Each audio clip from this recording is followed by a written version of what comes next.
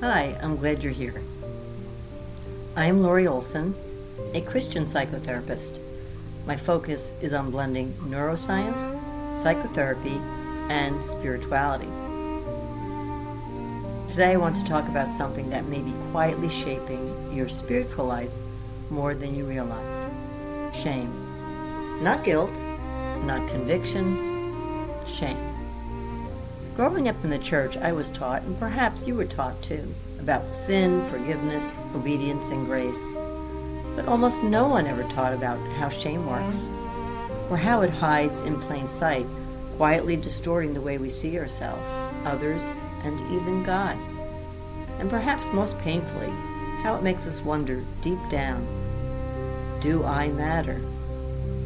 Shame is the ultimate harm caused by a fallen world. It's the spiritual and emotional wound beneath almost every trauma. And it's not always loud.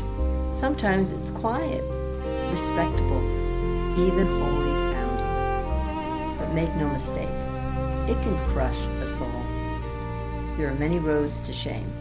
They range from severe abuse and betrayal to everyday wounds of being overlooked, misunderstood, or expected to just get over. And while trauma may look different from person to person, the final stop on that road is often the same. Shame. Let me walk you through 4 common types of shame and how they show up in real life, even in the church. The first one is the shame of disappointed expectation. This is the shame of feeling like you're not enough, not successful enough, spiritual enough, strong enough. Maybe you were told God has big plans for your life, but your reality hasn't lived up to those dreams. You're struggling with depression or addiction or just the exhaustion of daily life.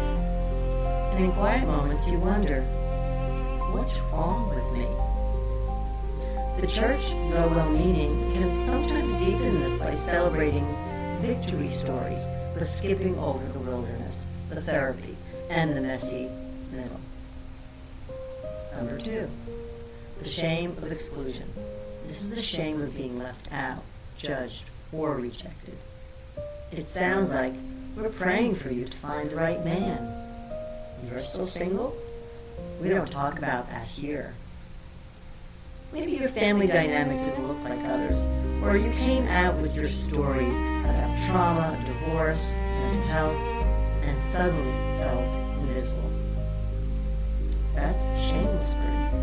You don't belong. Number 3, the shame of exposure. This one's deep. It's the shame of being seen too much of your sin, your body, your story, and fearing rejection all about it. Sometimes people in the church unintentionally contribute to this. Confession becomes gossip.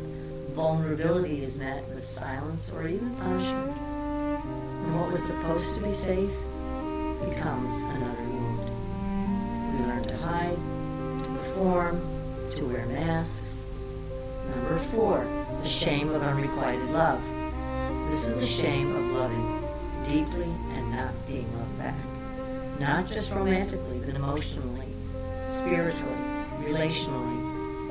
Maybe you showed up for years and served faithfully, loved others well, but when you needed help, no one came. When you expressed hurt, you were told to forgive and forget. It's the pain of unreturned care, and it leaves you asking, am I lovable? If any of this hits home, you're not alone. And here's the good news. Shame's not the end of your story. Jesus didn't come to just forgive your sins. He came to heal your shame. Hebrews chapter 12:2 says Jesus endured the cross, scorning his shame. He didn't bypass it. He faced it head on, so we could live unashamed, fully known, and deeply loved. Whether your shame comes from one traumatic moment or thousands of small ones, the result is the same. We begin to adapt, to protect ourselves. We form defenses, perfectionism, people-pleasing, withdrawal, hyper-independence. And while these defenses may have kept us safe at one time, they often leave us isolated, anxious, and disconnected.